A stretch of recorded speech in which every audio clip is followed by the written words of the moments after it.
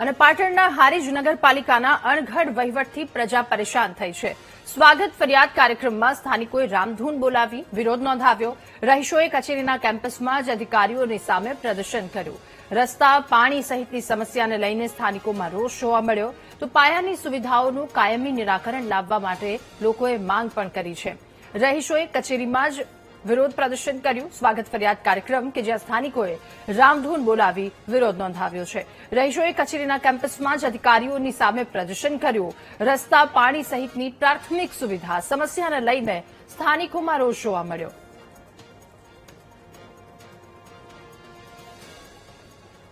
ભાજપ શાસિત હારીજ નગરપાલિકાની અંદર જે રીતે છેલ્લા ઘણા સમયથી આ વિસ્તારની જે રીતે આ સમગ્ર હારીજ શહેરની અંદર દુર્દશા ફેલાઈ છે તેને લઈને અત્યારે સ્થાનિક લોકો અત્યારે વિરોધ કરી રહ્યા છે અને જે રીતે દ્રશ્યો જોઈ શકાય છે કે મામલતદાર કચેરી આજે જયારે સ્વાગત ફરિયાદ યોજાઈ રહી છે ત્યારે હારીજ શહેરના જે સ્થાનિક લોકો છે તે અહીંયા મામલતદાર કચેરીએ પહોંચ્યા છે ને અહીંયા તેઓએ રોડ રસ્તા અને પીવાના પાણીને લઈને જે રીતે રામધૂન બોલાવી રહ્યા છે અને પોતાનો વિરોધ નોંધાવી રહ્યા છે। અનેક વખત હારીજ નગરપાલિકાની અંદર રજૂઆતો કરવામાં આવી છે તેમ છતાં હારીજ પાલિકા વિભાગ કોઈ પણ વિસ્તારના જે સમસ્યા છે તેને સમસ્યાનું નિવેડો લાવવામાં નિષ્ફળ નીવડી છે। તેને લઈને જે સ્થાનિકો છે અનેક વખત રજૂઆતો કરે છે પરંતુ તેઓની એક પણ સમસ્યાનો કોઈ પણ જાતનો નિકાલ ના આવવાના કારણે આજે સ્થાનિકો અહીંયા એકઠા થયા છે અને એકઠા થઈને અહીંયા મામલતદાર કચેરીએ પોતાનો વિરોધ નોંધાવીને રામધૂન બોલાવી રહ્યા છે। એટલે કહી શકાય કે સમગ્ર હારીજ શહેરની અંદર અત્યારે રોડ રસ્તા પીવાના પાણી સહિતની અનેક સમસ્યાઓથી સમગ્ર હારીજના